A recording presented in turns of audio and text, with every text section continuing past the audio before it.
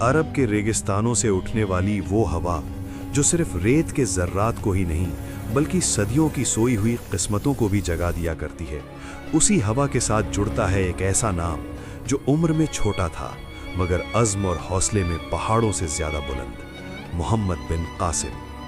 وہ ریگستان جہاں رات کی خاموشی سجدوں سے روشن ہوتی تھی اور دن کا سورج ذمہ داریوں کا بوجھ اٹھاتا تھا، وہیں سے اٹھ کر تاریخ کا ایک نیا صفحہ لکھا جانے والا تھا۔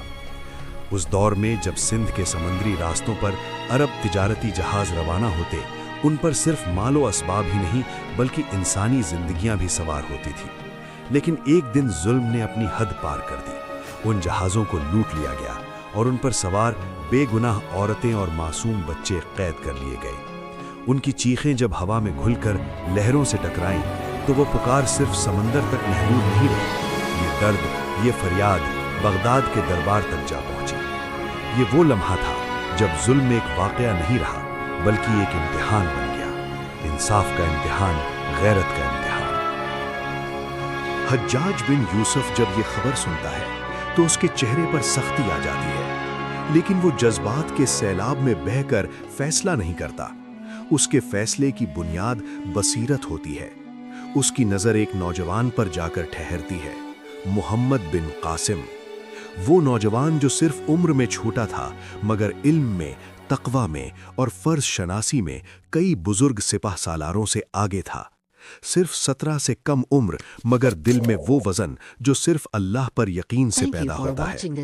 جب یہ ذمہ داری اس کے کندھوں پر رکھی جاتی ہے تو وہ نہ فخر کرتا ہے نہ اپنی جوانی پر گھمنڈ، وہ صرف سجدہ کرتا ہے، ریگستان کی زمین پر اپنا سر رکھ کر کہتا ہے، یا اللہ، اگر تو ساتھ نہ ہوا تو میری تلوار بھی بیکار ہے اور میرے قدم بھی کمزور۔ یہ وہ لمحہ تھا جب ایک فوجی مہم عبادت بن چکی تھی۔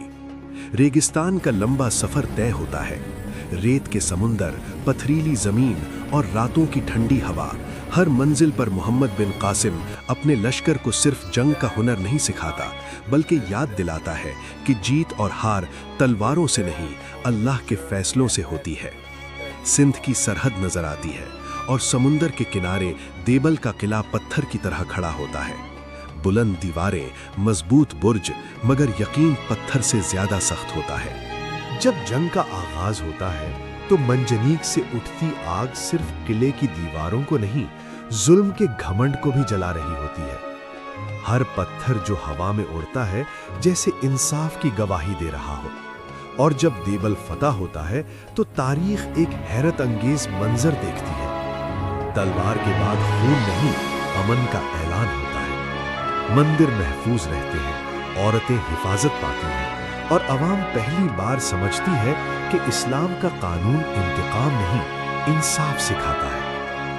محمد بن قاسم یہی نہیں رکتا، وہ آگے بڑھتا ہے، شہر در شہر، ہر جگہ اس کا رویہ ایک جیسا ہوتا ہے، نہ زبردستی، نہ قتل عام، نہ مذاہب پر حملہ۔ راجہ داہر کے ساتھ آخری مقابلہ سندھو ندی کے کنارے ہوتا ہے۔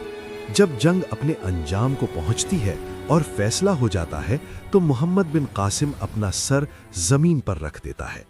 یہ سجدہ کسی فوجی جیت کا جشن نہیں ہوتا بلکہ نفس کی شکست کا اظہار ہوتا ہے۔ سندھ کے شہروں میں عدالت قائم ہوتی ہے، مظلوموں کی سنی جاتی ہے، غیر مسلموں کو وہی حق دیا جاتا ہے جو مسلمانوں کو ملتا ہے۔ لوگ حیران رہتے ہیں کہ جو فوج جیت کر آئی ہے وہ حکمرانی کم اور خدمت زیادہ کر رہی ہے، لیکن تاریخ کا ایک تلخ قانون بھی ہوتا ہے، جو اللہ کے قریب ہوتا ہے دنیا اکثر اسے دور کر دیتی ہے۔ دمشق سے بلاوا آیا اور محمد بن قاسم خاموشی کے ساتھ واپس چلا گیا، مگر اس وقت سیاست کا مزاج بدل چکا تھا۔ حجاج بن یوسف کی وفات کے بعد نئے خلیفہ نے پرانے نظام سے جڑی ہر یاد کو مٹا دینا چاہا۔ محمد بن قاسم، جو کسی جرم کا مجرم نہیں تھا، صرف اس لیے قید کر لیا گیا کیونکہ وہ حجاج کا قریبی اور اس کی پالیسی کا حصہ سمجھا جاتا تھا۔ یہ قید انصاف کا نہیں، سیاست کا فیصلہ تھی۔ محمد بن قاسم نہ بغاوت کرتا ہے نہ انکار، وہ خاموشی سے واپس چلا آتا ہے۔ پھر قید خانے کی تنہائی اس روشن کردار کو اپنی آغوش میں لے لیتی ہے۔ نہ کوئی شکوہ، نہ کوئی شور، نہ کوئی فریاد، صرف صبر اور رب پر پورا یقین۔ محمد بن قاسم چلا جاتا ہے، लेकिन उसकी छोटी सी जिंदगी ये साबित कर जाती है कि तारीख उम्र नहीं देखती, किरदार देखती है। वो सिर्फ सिंध का फतह कुनिंदा नहीं था, बल्कि इंसाफ, तकवा और जिम्मेदारी का जिंदा मिसाल था। और आज जब हम उसका नाम लेते हैं तो ये सिर्फ एक कहानी नहीं होती, बल्कि एक सवाल होता है, क्या हम भी अपनी जिम्मेदारियों को उसी इखलास, उसी अदल और उसी यकीन के साथ उठा सकते हैं